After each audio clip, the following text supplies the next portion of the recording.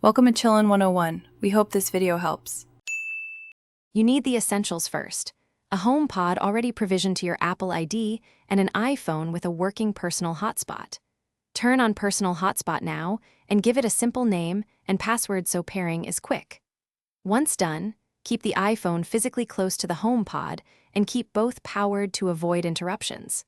Make sure Bluetooth and Wi-Fi toggles are enabled on the iPhone even if you won't use a router. They help peer connections and AirPlay negotiation. With the hotspot active, connect the streaming device, usually the same iPhone, to that hotspot so it becomes the local network.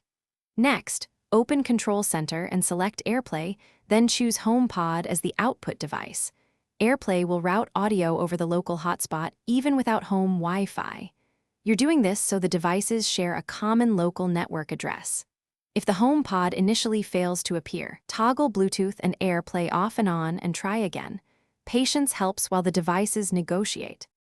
Once AirPlay connects, begin playback and verify audio stability. Control volume from the iPhone or by tapping the HomePod. Understand why.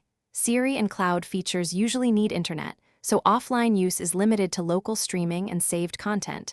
That's why you are relying on Personal Hotspot and AirPlay.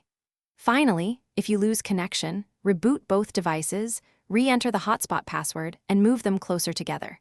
If problems persist, restore network settings on your iPhone and repeat the hotspot handshake. Thanks for watching. Consider subscribing if we helped you.